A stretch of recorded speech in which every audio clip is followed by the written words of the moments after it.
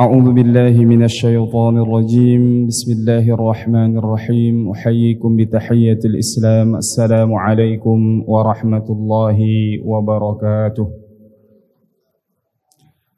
إن الحمد لله نحمده ونستعينه ونستغفره ونعوذ بالله من شرور أنفسنا ومن سيئات أعمالنا من يهد الله فلا مضل له ومن يضلله فلن تجد له وليا مرشدا أشهد أن لا إله إلا الله وحده لا شريك له وأشهد أن محمدا عبده ورسوله لا نبي بعد أما بعد رب اشرح لي صدري ويسر لي أمري واحلل عقدة من لساني يفقه قولي اللهم علمنا ما ينفعنا وارزقنا علوما تنفعنا في الدين والدنيا والآخرة اللهم زدنا علما وارزقنا فهما اللهم فقهنا في الدين وعلمنا التأويل.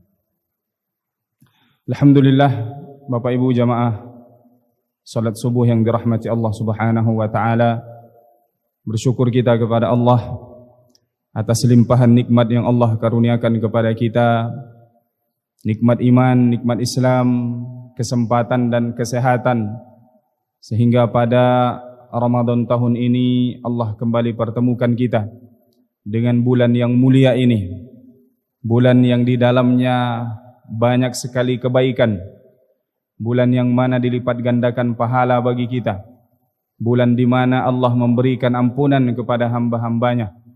Mudah-mudahan setelah diijabahnya doa kita oleh Allah Subhanahu wa taala, sejak bulan Rajab kita berdoa Allahumma barik lana fi Rajab wa Sya'ban wa ballighna Ramadan, sehingga ketika kita sudah dipertemukan Allah dengan bulan suci Ramadan ini, kita manfaatkan, kita isi betul hari-hari kita ini dengan menambah ketaatan kita kepada Allah Subhanahu wa taala, memperbanyak amalan-amalan sunnah, kemudian memperbaiki, meningkatkan kualitas amalan-amalan fardu kita kepada Allah Subhanahu wa taala. Kemudian tidak lupa bersalawat kita kepada Rasulullah sallallahu alaihi wasallam dengan melafazkan Allahumma salli ala sayyidina Muhammad wa ala ali sayyidina Muhammad. Assalamu alayka ya Rasulullah. Syekhuna minal Yaman, ba'da iznik. Bapak Ibu yang dirahmati Allah Subhanahu wa taala,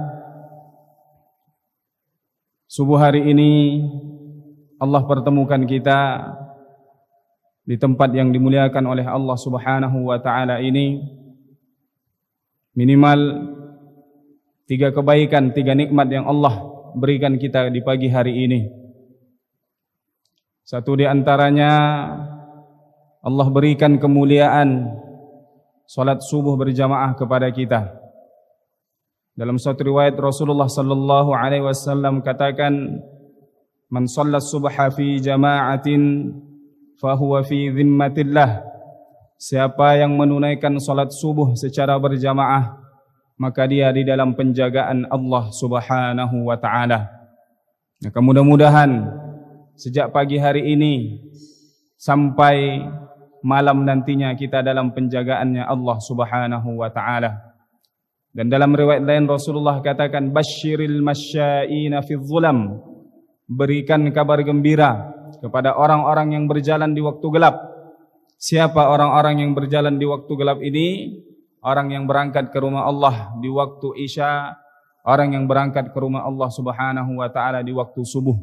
Apa yang diberikan kemuliaan kepada orang yang melangkahkan kakinya ke rumah Allah melaksanakan salat Isya secara berjamaah, kemudian salat subuh secara berjamaah, bi anna lahum nurun tamun yaumal qiyamah, bahwasannya baginya akan diberikan cahaya nanti ketika dibangkitkan oleh Allah Subhanahu wa taala di akhirat nantinya.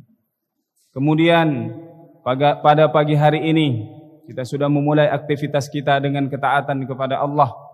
Maka mengingat hadis Rasulullah sallallahu alaihi wasallam, burika ummati fi bukuriha, kita mendapatkan keberkahan Allah Subhanahu wa taala di pagi-pagi hari kita.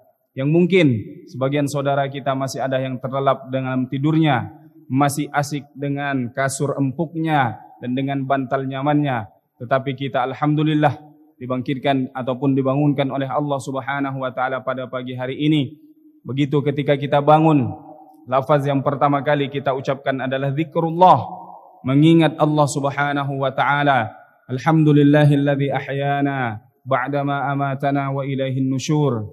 Maka ketika bangun kita tadi pagi itu, terlepaslah ikatan yang diikat syaitan oleh kita ketika kita tidur di malam harinya. Kemudian berangkat kita ke kamar mandi atau ke tempat berwudu. Kemudian lepas pula inhallat uqdatun, lepas ikatan yang kedua. Kemudian ketika kita takbir menghadap Allah Subhanahu wa taala, inhallat uqdatun, lepas ikatan yang ketiga. Maka bagaimana kondisi orang yang seperti ini? Orang yang bangun berzikir, kemudian berwudu dia, kemudian melaksanakan salat kepada Allah Subhanahu wa taala, asbaha nasyitan thayyiban nafsi. Maka pada hari itu dia bersemangat, jiwanya menjadi bersih. Wa illa, sebaliknya, kalau dia tidak bangun di waktu subuhnya, tidak berzikir di awal waktu bangunnya, tidak berwudu, tidak salat kepada Allah Subhanahu wa taala, asbaha khabithan nafsi kaslana. Maka dia bangun pada hari itu jiwanya buruk dan dia tidak bersemangat. Maka mungkin kita pernah merasakan bagaimana ketika kita kesiangan bangun paginya, terlambat kita salat subuhnya, maka kita merasakan bagaimana hari itu rasanya kita tidak bersemangat melewati waktu-waktu yang diberikan oleh Allah Subhanahu wa taala. Maka kemuliaan yang ketiga yang diberikan kepada Allah di subuh hari ini, kita duduk di majelis ilmu.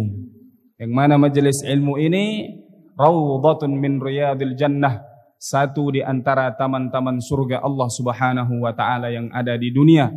Yang mana ilmu ini adalah warisan dari ataupun warisan Rasulullah sallallahu alaihi wasallam, yang mana Nabi kita Muhammad sallallahu alaihi wasallam tidak mewariskan kepada kita dinar, tidak mewariskan kepada kita dirham, tetapi Rasulullah memberikan kita ilmu.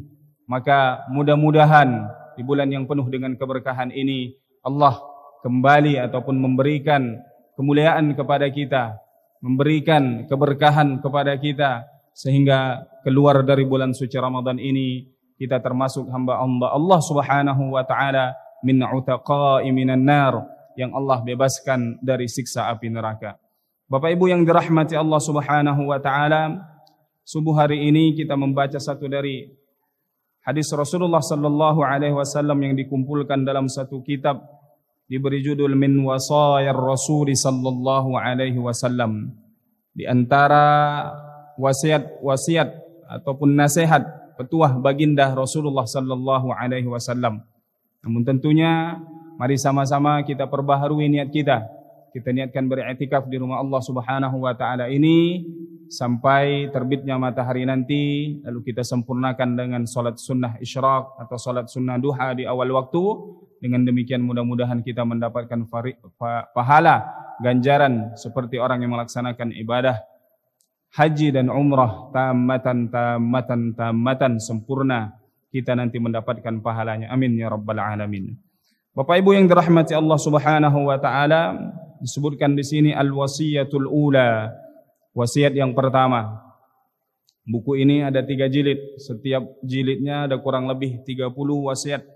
Jadi kalau dikumpulkan 3 jilid kurang lebih ada 100 wasiat baginda Rasulullah sallallahu alaihi wasallam. Tentunya tidak terangkum semua dalam kitab ini. Dalam kitab-kitab lain, dalam kitab-kitab hadis yang lain kita temukan ya ribuan hadis Rasulullah sallallahu alaihi wasallam. Anil Harits al-Asy'ari radhiyallahu anhu qala, dari sahabat Rasulullah Harits al-Asy'ari, semoga Allah meridhai beliau, qala, beliau berkata, qala Rasulullah sallallahu alaihi wasallam, bersabda Rasulullah sallallahu alaihi wasallam, Inna Allah tabaraka wa ta'ala amara Yahya bin Zakaria alaihi assalam bi 5 kalimatin. Sesungguhnya Allah Subhanahu wa ta'ala pernah memerintahkan kepada Nabi Yahya bin Zakaria alaihi assalam. Kita tahu Nabi Yahya seorang nabi, ayah beliau Nabi Zakaria juga seorang nabi. Kita sering dengar kisahnya, bagaimana Nabi Zakaria lama sekali diuji oleh Allah Subhanahu wa taala, tidak diberi keturunan, tidak diberikan anak sampai di usia beliau sudah tua. Bahkan kalau istilah kita kedokteran sekarang, istri beliau sudah divonis mandul, tidak bisa melahirkan. Maka Nabi Yahya bin Zakaria ini diberi oleh Allah Subhanahu wa taala perintah bi khamsi kalimatin, dengan 5 perintah untuk dikerjakannya, dan disuruhnya untuk menyampaikan pula kepada Bani Israel untuk mengerjakan 5 perkara ini. Kita ketahui bahwasannya Allah Subhanahu wa taala banyak sekali mengirim nabi dan rasul ke kalangan Bani Israel. Ini Bani Israel ini banyak sekali kita temukan kisah-kisahnya di dalam Al-Quran. Maka Bani Israel ini gelar ataupun keturunan pada keturunannya Nabi Ya'qub alaihi salam. Kita ketahui nabi yang digelar sebagai Abul Anbiya, bapaknya para nabi, adalah Nabi kita Ibrahim alaihi salam. Beliau punya 2 orang anak, Nabi Ismail, kemudian Nabi Ishaq. Nah, Nabi Ismail inilah nanti yang keturunannya sampai kepada bangsa Arab, dan Rasulullah sallallahu alaihi wasallam nasabnya beliau bersambung kepada Nabi Ismail alaihi salam. Kemudian Nabi Ishaq inilah keturunannya, ada anak beliau namanya Nabi Ya'qub alaihi salam. Nah, Nabi Ya'qub inilah yang dikatakan digelar pertama kali sebagai Israel. Ada menyatakan maknanya, artinya Israel ini adalah Abdullah, hamba Allah Subhanahu wa taala. Kemudian Bani Israel adalah keturunan daripada anak-anaknya Nabi Ya'qub alaihi salam. Nabi Ya'qub punya 2 orang istri.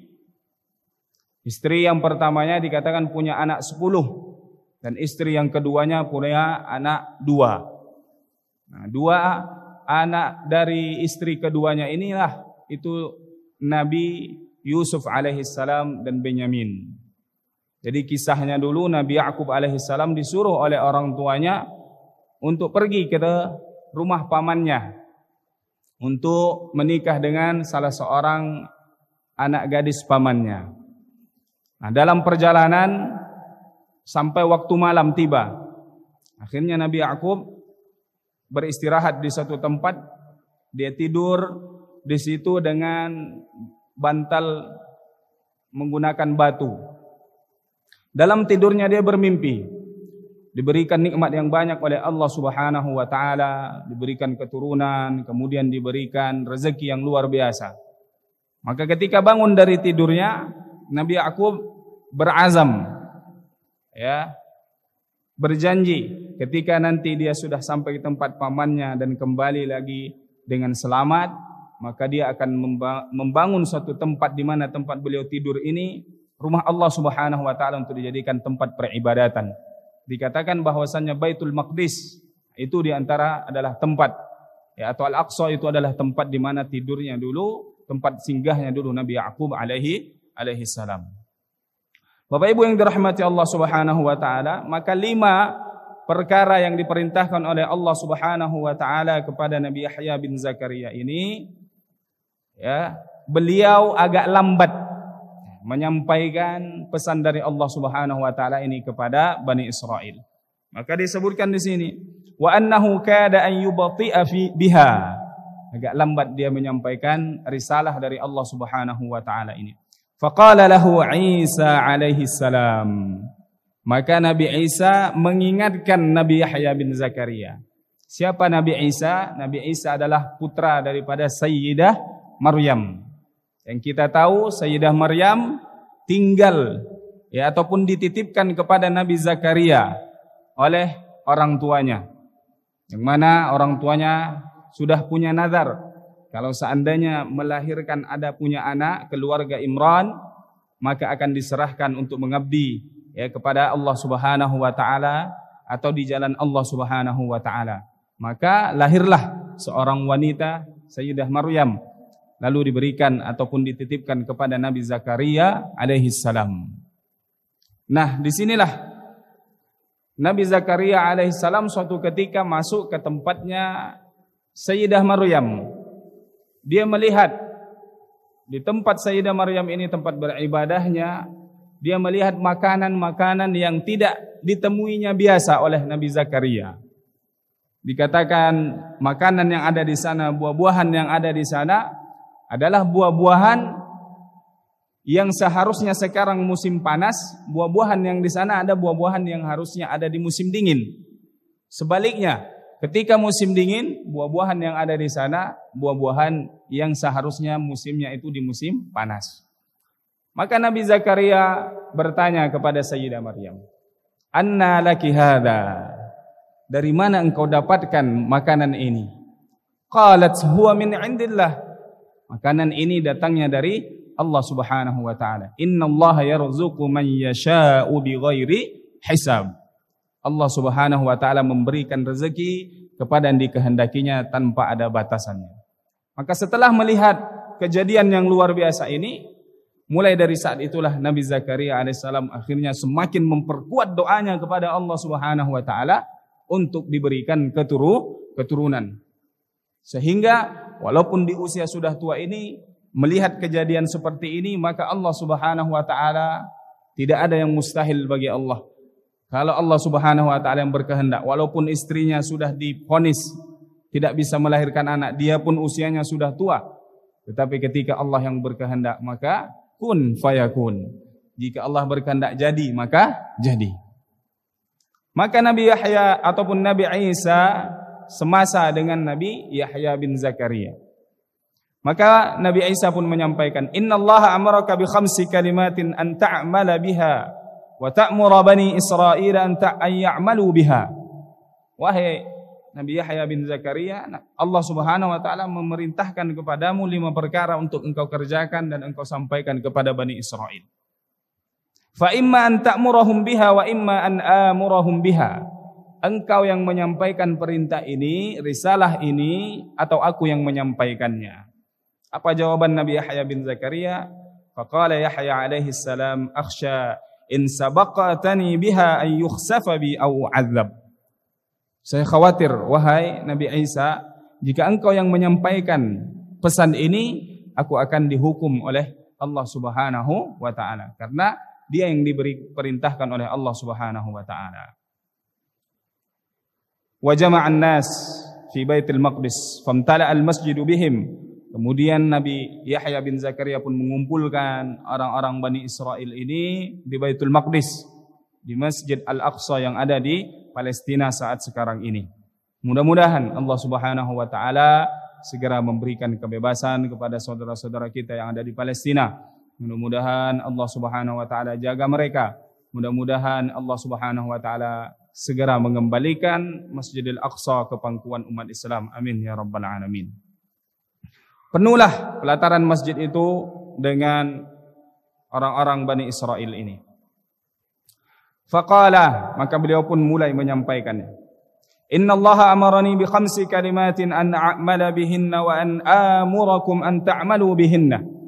Sesungguhnya Allah memerintahkan kepadaku 5 perkara untuk aku kerjakan dan disampaikan kepada kalian wahai Bani Israel untuk mengerjakan 5 perkara ini. Ulahunna, perintah yang pertama, an ta'budullaha wa la tusyriku bihi syai'a. Disuruh kalian ini untuk menyembah Allah Subhanahu wa taala, jangan menyekutukan Allah dengan siapapun, dengan apapun, dengan sesuatu apapun. Maka ini misi daripada seluruh nabi dan rasul yang diutus oleh Allah. Misi pertamanya, misi utamanya adalah tauhidullah. Bagaimana agar kaum yang diajak itu pertama kali diperintahkan kepada mereka untuk menyembah Allah Subhanahu wa taala. Tidak menyembah kepada siapapun, tidak menyekutukan Allah dengan apapun. Maka ini pun yang disampaikan, diperintahkan oleh Allah kepada Nabi Yahya untuk menyampaikan kepada Bani Israel. Fa inna mathala man asyraka billahi kamathali rajulin ishtara 'abdan min khalisi malihi bi dhahabin aw waraqin. Karena orang yang menyekutukan Allah Subhanahu wa taala ini seperti seorang laki-laki atau seorang manusia yang dia membeli budak, lalu budak ini diperintahkannya untuk bekerja di tempat usahanya atau di ladangnya, di sawahnya. Kemudian wa qala hadhihi dari wa hadha amali fa'mal wa addi ilayya. Lalu budak tadi disuruhnya, ini tempat usahaku, ini tokoku, ini sawahku, ini ladangku, engkau bekerja di sini dan nanti hasilnya engkau serahkan kepadaku. Fakana ya'malu wa yuaddi ila ghairi sayyidihi. Lalu apa yang terjadi? Budak tadi ini dia bekerja tetapi hasil yang didapatkannya itu diberikan kepada orang lain. Fa ayyukum yarda ay yakuna 'abduhu kadzalik. Maka siapa di antara kalian yang ridha, yang rela budaknya seperti itu? Sudahlah dia dikasih makanan, dikasih minuman, dikasih pakaian, disuruh bekerja, tetapi dia bekerja tidak memberikan hasil dari pekerjaannya itu kepada tuan yang sudah memberikan dia makan, pakaian dan tempat tinggal. Maka begitu perumpamaan orang yang tinggal di dunia ini dan dia menyembah kepada selain Allah Subhanahu wa taala. Allah sudah memberikan dia kehidupan, sudah memberikan dia rezeki, tetapi dia beribadah menyembah kepada selain Allah Subhanahu wa taala. Siapa yang ridha? Siapa yang rela hambanya seperti ini? Kita saja. Ada orang bekerja di tempat kita, dia bekerja saja tidak benar, pasti kita akan merasa tidak senang. Nah, apalagi kalau kita hidup di dunia ini, tinggal di dunia ini dan menyekutukan Allah Subhanahu wa taala. Bahkan dalam suatu riwayat dikatakan, ya, kalau kalian manusia yang menyembah kepada selain aku, kata Allah Subhanahu wa taala, maka carilah ya Tuhan selain aku, atau carilah bumi selain daripada tempat tinggal kalian ini. Ya. Maka misi yang pertama tauhidullah, dan alhamdulillah kita sudah dalam kondisi beriman kepada Allah Subhanahu wa taala. Mudah-mudahan Allah jaga iman kita ini sejak kita hidup ini. Allahumma ahyina bil iman wa amitna bil iman wa hsyurna bil iman wa adkhilnal jannata ma'al iman. Ya Allah, hidupkan kami dalam kondisi beriman, wafatkan kami dalam kondisi beriman, bangkitkan nanti dengan iman, kemudian masukkan kami dalam surgamu ya Allah dengan iman yang kita miliki. Amin ya rabbal alamin. Kemudian yang kedua, wa inna Allah ta'ala amarakum bis salati. Bani Israel diperintahkan juga untuk mengerjakan salat. Fa idza shallaitum fala taltafitu. Maka kalau kalian salat jangan berpaling. Fa innallaha yansibu wajhahu liwajhi 'abdihi fi salatihi ma lam yaltafit. Karena Allah Subhanahu wa taala juga akan menghadapkan wajahnya Allah Subhanahu wa taala kepada hambanya selama hambanya itu tidak memalingkan wajahnya dari Allah Subhanahu wa taala. Maka nanti ada turunan hukum fikihnya. Bagaimana kalau kita sholat, kita memalingkan wajah kita, apa hukumnya malingkan ke kiri, ke kanan, atau bahu kita ini bergeser dari arah kiblat. Nanti ada turunan hukum dalam fikihnya menurut ulama mazhab yang 4. Maka diusahakan dalam sholat kita benar-benar kita posisikan, hadapkan diri kita menghadap kiblat. Artinya kita menghadap Allah Subhanahu wa taala. Tentu kita tidak menganggap bahwasannya Allah itu ada di arah kiblat atau Allah itu ada di Ka'bah, karena Allah Subhanahu wa taala tidak menempati ruang, tidak menempati tempat. La yahtaju ila syai', tidak butuh kepada sesuatu. Kita manusia yang butuh kepada tempat, butuh kepada sesuatu. Kemudian yang ketiga, wa amarakum bisyam. Kemudian diperintahkan kepada kalian untuk berpuasa. Jadi para Bani Israel ini juga dulu sudah diperintahkan berpuasa oleh Allah Subhanahu wa taala. Dan cuman puasanya ya dari pagi, ada yang puasa dari pagi sampai sore ataupun sampai malam, kemudian dia buka, kemudian dilanjutkan lagi puasa sampai esoknya. Beda-beda jenis puasa yang diwajibkan oleh Allah Subhanahu wa taala.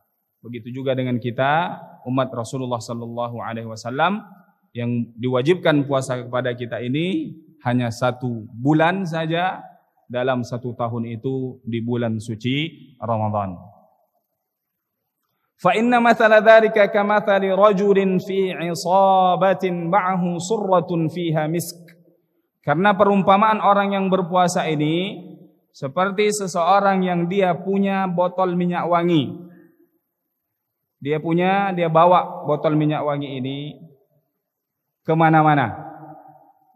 Jadi setiap dia melewati orang, pasti orang akan mencium aroma wangi ini. Sedap, enak. Ya. Wa inna riha famis shaimi atyabu 'indallahi min rihil misk. Kenapa diumpamakan orang yang berpuasa ini seperti orang yang selalu membawa botol minyak wangi? Karena aroma orang yang berpuasa ini kita rasakan sendiri. Kalau sudah jelang siang ke sore hari itu, rasa-rasanya aroma mulut kita ini kita sendiri tak mau menciumnya. Ada aroma tak sedap. Karena dari pagi lambung kita kosong, tidak makan, ya, sehingga aroma mulut kita pun rasanya tidak enak, tidak sedap. Tetapi itu di sisi Allah Subhanahu wa taala lebih wangi daripada minyak kasturi. Maka dikatakan makruh hukumnya kita bersiwak atau bersikat gigi setelah siang lewat tengah hari. Enggak ada kita niatnya, Ustaz, aroma mulut tak enak, kita mau membuat mulut ini jadi segar lagi, maka bersikat gigi. Tapi justru itu dimakruhkan, menjadi di antara yang makruh yang tidak boleh dilakukan oleh orang yang sedang berpuasa adalah bersiwak setelah lewat tengah hari. Kenapa? Ya, karena aroma mulut kita walaupun zahirnya tidak enak, tetapi itu di sisi Allah Subhanahu wa taala lebih wangi daripada minyak kasturi. Dan dalam riwayat Rasul juga disebutkan bahwasanya di antara kemuliaan kelebihan umat Rasulullah di bulan suci Ramadan ini, fa inna khulufa afwahihim hina yumsuna atyabu 'indallahi min rihil misk. Aroma wangi mulut mereka orang yang berpuasa di bulan suci Ramadan ini, begitu lewat tengah hari sampai sore hari lebih wangi di sisi Allah daripada minyak kasturi. Ada yang mengatakan nanti di akhirat yang diganti oleh Allah Subhanahu wa taala dengan aroma yang sedap. Kemudian wa amarakum bis shadaqah. Perintah yang selanjutnya diperintahkan kepada mereka untuk bersedekah. Nah, kita juga umat Rasulullah SAW diperintahkan untuk bertauhid kepada Allah, kemudian salat, kemudian berpuasa, dan selanjutnya sedekah. Fa inna mathala dzalika kamathali rajulin asarahu al-aduwwu fa awthaqu yadayhi ila 'unuqihi. Karena perumpamaan orang yang bersedekah ini seperti orang yang sudah ditangkap, ditawan oleh musuhnya, sudah mau dipenggal lehernya. Wa qaddamuhu liyadribu 'unuqah. Sudah mau dipenggal lehernya, dipotong lehernya. Faqala, dan orang yang ditawan ini, ditangkap oleh musuhnya ini, ana afdi nafsi minkum bil qalili wal katsir fa fada nafsahu minhum. Dia memberikan bayaran, agar dia bebas. Berapa yang diminta dia bayar sehingga dia terlepas dari pembunuhan itu ataupun dari pancungan itu. Jadi perumpamaan orang yang bersedekah ini seperti itu. Dia bisa membebaskan dirinya dari siksa Allah Subhanahu wa taala dengan sedekah. Kisah yang kita sering dengar, seorang yang bersedekah dengan sepotong roti, seorang yang bersedekah dengan air minum, masuk surga Allah Subhanahu wa taala dengan sedekah makanan dan minuman. Maka kita jangan meremehkan, menyepelekan sedekah dengan makanan ini, terlebih lagi di bulan suci Ramadan. It'amut ta'am. Dalam satu riwayat Rasulullah katakan, inna fil jannati ghurafun. Di dalam surga itu ada suatu kamar, ada suatu tempat. Yura zahiruhu min batinihi wa batinuhu min zahiri. Kalau kita berada di luar nampak bagian dalamnya, kalau kita berada di dalamnya nampak bagian luarnya. Liman ya Rasulullah? Untuk siapa tempat ini yang bagus ini ya Rasulullah? Kata baginda Rasulullah sallallahu alaihi wasallam, liman atyabal kalam, bagi orang-orang yang memperbaiki tutur tutur katanya. Wa at'amat ta'am, dan memberi makan kepada orang lain yang membutuhkan makanan, orang yang sedang kelaparan. Ya. Waliman shalla bil laili wan nasu niyam, dan bagi orang yang salat di malam hari ketika orang lain sedang terlelap dalam tidurnya, maka dipersiapkan tempat yang luar biasa dari Allah Subhanahu wa taala. Maka sedekah, terlebih-lebih bulan suci Ramadan ini, maka bulan suci Ramadan sering juga dinamakan sebagai syahrus shadaqah, bulannya kita memperbanyak sedekah. Rasulullah kana ajwadun nas, Rasulullah adalah orang yang paling dermawan. Wa kana ajwadu ma yakunu fi Ramadan, dan beliau lebih dermawan ketika masuk bulan suci Ramadan. Dalam riwayat lain Rasulullah pernah ditanya, ayu shadaqatin afdal, sedekah apa yang paling baik ya Rasulullah? Rasulullah katakan, as-shadaqatu fi Ramadan, sedekah di bulan suci Ramadan. Kita beramal di bulan suci Ramadan ini, amalan sunnah diganjar seperti melaksanakan amalan fardu. Amalan fardu dilipat gandakan oleh Allah Subhanahu wa taala 70 ad'af, 70 kali lipat, di luar daripada selain bulan suci Ramadan. Maka mudah-mudahan amalan sedekah kita di bulan suci ini bisa kita lipat gandakan, bisa kita tambah. Kenapa? Karena bulan suci Ramadan ini waktu kita berhemat. Kita tidak sarapan pagi, kemudian kita tidak makan siang. Nah, kalau kita berbuka pun rasanya tak sanggup kita mengumpulkan sarapan pagi dan makan siang itu kita habiskan saat kita berbuka. Nah, mungkin tiba-tiba porsi makan kita jadi 2 piring, ya, atau minumnya lebih banyak karena perut kita ini ya terbatas. Dan apa artinya kita berpuasa di siang hari kalau maghribnya itu waktu kita balas dendam? Hilang jadinya, ya, kita sudah bersusah-susah menahan hawa nafsu kita, ya, menahan diri kita, tetapi begitu sore hari, ya, depan rumah kita lewat penjual sate, panggil mampir. Lewat penjual bakso, panggil mampir. Semua yang lewat depan rumah kita panggil mampir. Rasulullah dalam satu riwayat dikatakan, kafa bil mar'i sarafan ayyakula kullamashtaha. Di antara ciri orang-orang yang sudah berlebihan dalam hidupnya ketika dia membeli sesuatu yang diinginkan oleh seleranya. Dipenuhi seluruh selera yang diinginkannya itu, dibeli, dimakan. Maka itu kata baginda Rasul, orang yang sudah berlebihan dalam hidupnya. Nah, israf ini, berlebih-lebihan ini adalah suatu sifat yang tercela dalam agama kita. Tidak boleh kita berlebih-lebihan dalam hal apapun kecuali dalam kebaikan. La israfa fil khair, kama anna la khaira fil israf. Tidak ada namanya berlebih-lebihan di dalam kebaikan, sebagaimana tidak ada kebaikan dalam hal yang berlebih-lebihan. Kita kemarin sudah full seharian sholat berjamaah di masjid di awal waktu. Ya, hari ini juga seperti itu, besok juga seperti itu, lusa dan seterusnya, sampai kita bertemu dengan Allah Subhanahu wa taala. Kemudian selanjutnya wa amarakum an tadhkurullah. Kalian juga diperintahkan untuk berzikir mengingat Allah Subhanahu wa taala. Zikrullah adalah amalan juga yang baik yang kita perbanyak di bulan suci Ramadan ini. Banyak membasahi lisan kita dengan zikrullah, mengingat Allah Subhanahu wa taala. Fa inna mathala dzalika kamathali rajulin kharajal aduwwu fi athari. Karena perumpamaan orang yang berzikir ini seperti orang yang sedang dikejar-kejar oleh musuhnya. Kemana dia pergi, musuh selalu mengikutinya. Sira'an, ya, karena ingin membunuhnya, karena ingin menangkapnya, menyakitinya. Hatta ata ala hisni hasinin fa ahraza nafsahu minhum. Sampai dia ini yang dikejar-kejar musuhnya ini menemukan tempat untuk dia berlindung agar tidak terlihat oleh musuhnya. Dan siapa musuh kita? Setan.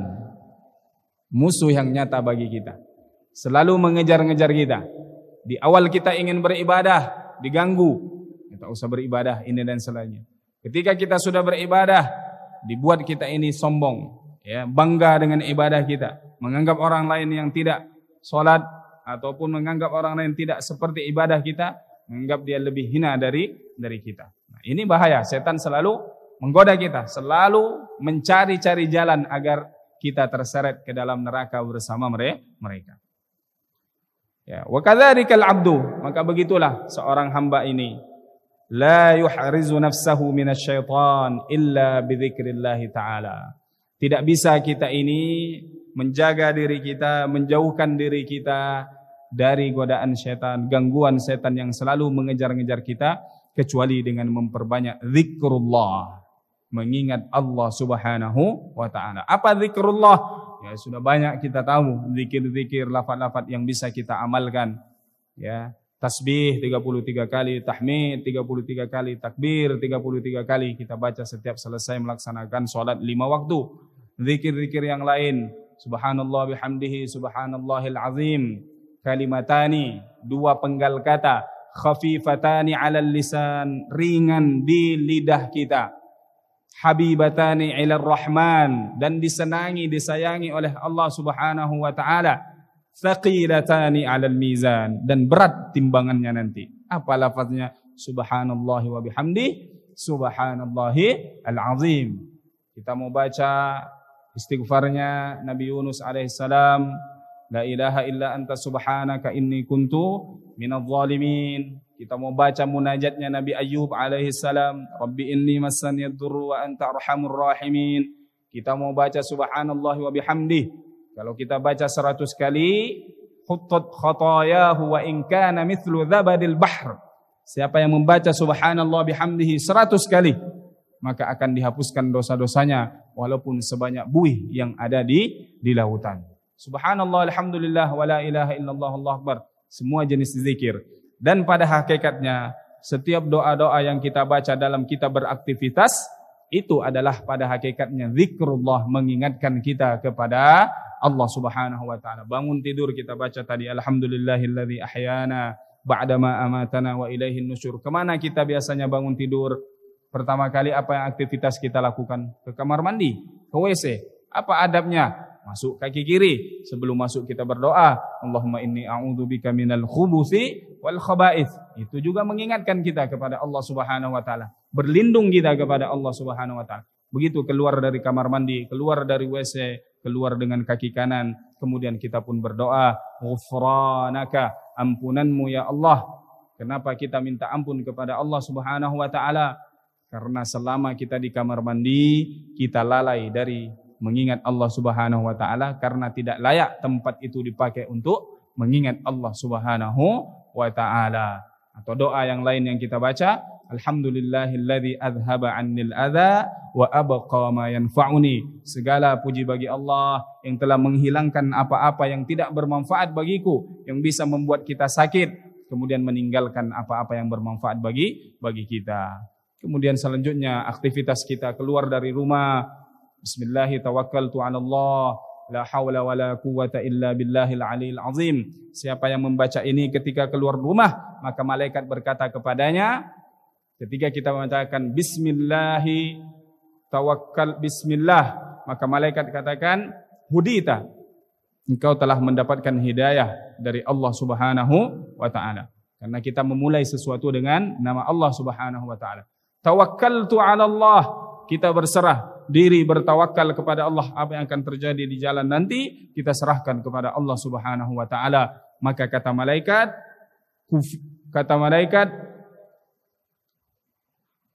hudita kufita, engkau dicukupkan oleh Allah Subhanahu wa taala. Karena kita berserah kepada Allah, Allah yang memiliki segalanya, maka Allah yang mencukupkan apa-apa yang menjadi kebutuhan kita. Begitu kita mengucapkan la haula wala quwwata illa billahil aliyil azim, maka kata malaikat uqita, engkau dijaga oleh Allah Subhanahu wa taala. Nah, mudah-mudahan ya zikir ini juga menjadi amalan harian kita. Daripada kita berkata-kata yang tidak baik, maka diam kita dengan zikir, terlebih lagi untuk menjaga agar puasa kita berkualitas. Jangan sampai merusak ibadah puasa kita dengan kata-kata yang tidak baik. Nah, ini 5 hal Dan ini juga menjadi bagian dari apa yang diajarkan oleh Rasulullah kepada kita, tauhidullah, mentauhidkan Allah Subhanahu wa taala tidak hanya lewat hati kita, lisan kita, tapi bagaimana dalam kehidupan kita itu sehari-hari benar-benar kita selalu membawa la ilaha illallah Muhammadun Rasulullah. Begitu kita pergi ke tempat kerja kita, ya, ada peluang untuk melakukan maksiat, tapi karena kita selalu mengingat la ilaha illallah, tiada Tuhan selain Allah, Allah Maha melihat apa yang kita kerjakan, maka kita tinggalkan dosa itu karena kita sadar Allah melihat kita. Begitu kita pergi ke pasar, kita berjualan, bisa saja kita mengurangi timbangan, tetapi karena kita beriman, maka kita tidak melakukan hal seperti itu. Dan lain-lainnya dalam kehidupan kita sehari-hari. Itu baru namanya bukti kalau kita beriman kepada Allah Subhanahu wa ta'ala. Kemudian sholat tadi, kemudian puasa, kemudian sedekah dan zikir. Wa qala sallallahu alaihi wasallam, kemudian bersabda Rasulullah sallallahu alaihi wasallam, wa ana amurukum bi khamsinillahu ta'ala amarani bihin. Dan aku juga menyuruh kalian 5 perkara yang Allah Subhanahu wa taala juga perintahkan kepadaku. Apa 5 hal ini? As-sam', mendengarkan. Maknanya luas. Mendengarkan dari apa-apa yang disampaikan oleh para masyayikh kita, para ulama kita, para guru kita. Jika menyampaikan nasihat, maka kita dengarkan, lalu kita ikuti nasihat itu dengan mengerjakan dalam kehidupan kita sehari-hari. Bisa maknanya juga, ya, mendengarkan ketika kita dipimpin oleh seorang pemimpin yang baik, yang berlaku adil, yang dia takut kepada Allah dan sayang kepada rakyatnya, maka kita mendengarkan apa yang disampaikan oleh pemimpin kita. Tetapi ketika pemimpin tidak berlaku demikian, tidak adil, tidak takut kepada Allah dan menzalimi rakyatnya, maka la ta'ata li makhluqin fi ma'siyatil khaliq. Tidak ada ketaatan terhadap makhluk kalau yang makhluk itu menyuruh kepada bermaksiat kepada Allah Subhanahu wa taala. Kemudian at-ta'ah, ya, dari setelah mendengar tadi, bagaimana kita mentaati apa-apa yang disampaikan. Sudah disampaikan oleh para ulama kita, mengingatkan kita, ya, menyampaikan ayat-ayat Allah Subhanahu wa taala. Jauhi maksiat, jauhi judi, jauhi khamar, minuman keras. Jadi kalau kita tidak mengikutinya, tidak mendengarkan, tidak mentaatinya, maka akan datanglah murka Allah Subhanahu wa taala kepada kita. Wal jihad, kemudian jihad. Nah, ini jihad ini tentu maknanya luas, ya. Di antara pembahasan yang biasanya berat untuk disampaikan, ini masalah jihad. Karena rata-rata kita sekarang ini, kalau menyampaikan jihad ini, ya memang lebih identik kepada bagaimana berperang di jalan Allah Subhanahu wa taala. Nah, kita sekarang ini rasanya tak ada yang sampai berangkat ke medan perang, kemudian mengangkat senjata Allahu Akbar, tidak ada. Nah, jadi makna jihad di sini tentunya adalah jihad yang lebih luas lagi. Rasulullah sallallahu alaihi wasallam katakan, wal mujahidu man jahada hawahu. Seorang mujahid itu adalah yang mampu melawan hawa nafsunya, mampu mengendalikan dirinya. Seorang keluar dalam menuntut ilmu, fahuwa fi sabilillah, dia juga di jalan Allah Subhanahu wa taala.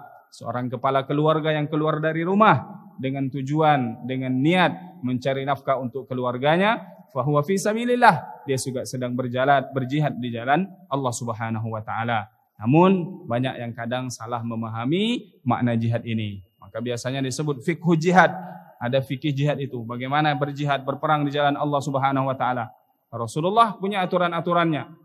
Bagaimana ketika berperang tidak merusak, ya, tempat-tempat umum, bagaimana ketika berperang bahkan tidak merusak pepohonan, tanaman, bagaimana ketika berperang tidak menganiaya anak kecil, tidak menganiaya orang-orang tua yang sudah lemah. Dan begitu musuh menyatakan menyerahkan diri, sudah mengaku kalah, maka tidak boleh lagi diperangi. Luas banyak pembahasan tentang masalah jihad ini. Kemudian wal hijrah. Allah menyuruh untuk mendengarkan, mentaati, kemudian berjihad, kemudian melakukan hijrah. Nah, hijrah ini juga maknanya secara maknawinya juga maknanya luas.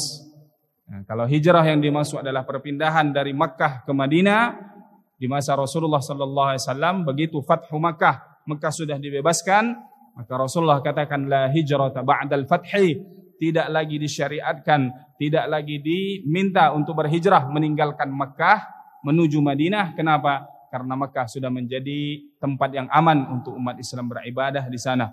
Namun makna hijrah yang lebih luas tentunya adalah bagaimana kita terus memperbaiki diri kita, mengasah diri kita, melatih diri kita dari pribadi yang tidak baik menjadi pribadi yang baik. Kalau sudah baik menjadi lebih baik, menjadi lebih baik, dan seterusnya. Maka begitu juga puasa kita tahun ini sudah puasa yang tahun keberapa sejak kita akil balik. Ada tidak bedanya kualitas puasa kita sekarang dengan puasa kita 5 tahun yang lalu, puasa kita 10 tahun yang lalu, atau sama saja tak naik kelasnya? Imam Abu Hamid Al-Ghazali dalam kitab Ihya Ulumuddin-nya menyebutkan tingkatan orang yang berpuasa itu ada 3. Ada tingkatnya orang awam, orang umum. Orang umum ini kebanyakan orang ya berpuasa menahan diri dari yang membatalkan puasa. Tak makan, tak minum, tidak berhubungan suami istri di siang hari. Tetapi ada tingkatan level yang lebih tinggi, tingkatan orang khawas. Puasanya orang khawas ini tidak hanya menahan diri dari yang membatalkan, tetapi dari apa-apa yang bisa mengurangi kualitas puasa kita. Dikatakan ada 5 hal yang juga bisa mempengaruhi kualitas puasa kita. Al-kidhbu, berdusta. Kalau kita berdusta berkurang ya pahala puasa kita. Al-ghibah, menggunjing orang lain. Bukan hanya menggunjing, kita yang mendengarkan orang yang menggunjing itu kita sama ya, bersekutu dengan orang itu dalam berbuat dosa. Biarkan dia ketika berbicara menggunjing, tinggalkan. Nah, dia tak akan berbicara lagi. Tapi ketika kita duduk mendengarkan dia, berarti sama kita sedang memotivasi dia. Ayo cerita lagi, ayo cerita lagi. Kemudian an-namimah, mengadu domba. Mengadu domba si A dengan si B untuk agar mereka berselisih, bermusuhan. Nah, itu juga di siang Ramadan ketika kita berpuasa dikatakan yang bisa mengurangi kualitas puasa kita. Kemudian bersaksi atau bersumpah dengan sumpah palsu, kesaksian palsu. Kemudian an-nazru bi syahwatin, melihat sesuatu dengan syahwat kita. Nah, itu juga bisa mengurangi tingkat pahala puasa kita. Dan ada lagi level yang lebih tinggi, khawasul khawas. Puasanya yang khusus lagi. Ya, dia tidak hanya dari secara zahir, tapi bagaimana secara batin. Dia juga menjaga hatinya agar tidak memikirkan ataupun berbuat hal-hal yang tidak disenangi oleh Allah Subhanahu wa taala di siang Ramadan. Maka hijrah, kata baginda Rasul dalam riwayat lain, la tanqati'ul hijrah hatta tanqati'at taubah. Tidak terputus hijrah ini sampai terputusnya taubat. Wala tanqati'ut taubah hatta tatlu'a asy-syamsu min maghribiha. Dan tidak terputus taubat seorang hamba manusia ini sampai matahari terbit dari sebelah barat. Artinya selama kita hidup, selama matahari terbit di pagi hari itu, selama itu kita bertaubat dan terus beristighfar kepada Allah Subhanahu wa taala. Wal jamaah, yang terakhir hendak berjamaah. Artinya umat Islam haruslah bersatu, jangan berpecah belah, jangan saling membenci, jangan saling memusuhi satu dengan yang lain. Dan ini yang kita lihat terjadi pada saat sekarang ini, bagaimana musuh-musuh Islam berusaha untuk membuat segala macam cara agar umat Islam ini bercerai-berai satu dengan yang lainnya. Karena yang paling dikhawatirkan musuh-musuh Islam adalah persatuan umat Islam. Kalau umat Islam sudah bersatu, insyaallah segala tantangan, permasalahan politik, permasalahan ekonomi, permasalahan sosial, budaya dan lain semuanya, insyaallah bisa diatasi. Mudah-mudahan Allah Subhanahu wa taala menyatukan hati-hati kita, menyatukan saf dan barisan umat-umat Islam. Maka inilah Bapak Ibu yang dirahmati Allah Subhanahu wa taala, di antara ya yang disampaikan oleh Rasulullah ya, bagaimana Bani Israel juga diperintahkan 5 perkara yang penting tadi, dan mudah-mudahan kita juga bisa mengamalkan dalam kehidupan kita sehari-hari. Kemudian Rasulullah tambah dengan 5 hal yang juga menjadi perkara yang penting. Mendengarkan dengan baik apa-apa yang disampaikan, kemudian mentaati apa yang disampaikan tersebut, kemudian berjihad. Ya. Jihad ini kalau secara memang berperangnya itu memang syariat ini tidak pernah hilang, artinya tidak pernah dihapus. Nah, tidak ada jihad itu sampai sekarang. Maksudnya jihad itu sekarang sudah tidak ada, masih ada. Dan tidak menutup kemungkinan suatu saat nanti agama kita memanggil kita untuk membelanya, berperang di jalan Allah Subhanahu wa taala. Kemudian hijrah, mari terus kita berusaha memperbaiki diri kita, ibadah kita, muamalah kita, cara kita bertetangga, cara kita berinteraksi, bertutur kata, mudah-mudahan semakin hari semakin baik. Kemudian jamaah, jangan sampai kita saling membenci satu dengan yang lainnya. Kita datang berjamaah di masjid ini, tetapi tidak bertegur sapa, ataupun bahkan membenci siapa saudara kita yang lainnya. Dan Allah Subhanahu wa taala tidak mengampuni 2 orang yang berselisih, yang dia saling bermusuhan, sampai keduanya itu berbaikan. Dalam satu riwayat disebutkan, di hari Senin dan di hari Kamis itu dibuka pintu surga Allah Subhanahu wa taala. Artinya peluang membuat kebaikan itu diberikan keluasan oleh Allah Subhanahu wa taala di hari Senin dan di hari Kamisnya. Allah mengampuni hamba-hambanya yang dia tidak menyekutukan Allah dengan sesuatu, illa rajulani kana bainahu wa baina akhihi syahna, kecuali 2 hamba Allah yang dia ada permusuhan, saling dendam, saling benci dengan saudaranya yang lain. Maka Allah katakan kepada malaikat, unzuru ila hadaini hatta yastaliha, unzuru ila hadaini hatta yastaliha, unzuru ila hadaini hatta yastaliha. Kata Allah Subhanahu wa taala kepada malaikat, lihat 2 orang ini sampai mereka baikan, lihat 2 orang ini sampai baikan, lihat 2 orang ini sampai baikan. Artinya kalau sudah berbaikan, barulah Allah Subhanahu wa taala akan memberikan ampunan. Nah, kita yang merasa ada salah sama orang lain, minta maaf. Urusan dia memaafkan atau tidak menjadi urusannya dengan Allah Subhanahu wa taala. Yang penting kita tidak ada menyimpan dendam, kita ada tidak menyimpan musuh ataupun bermusuhan dengan saudara kita yang lain. Satu di antara sahabat Rasulullah datang, Rasulullah katakan, atakum ahlul jannah, yang datang ini calon penghuni surga. 3 kali berturut-turut. Lalu apa? Sahabat heran, apa menjadi rahasia sahabat ini?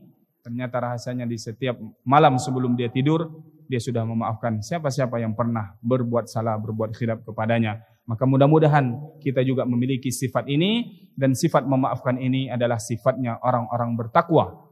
Wal 'afina 'anil nas, orang yang berikan maaf kepada orang lain.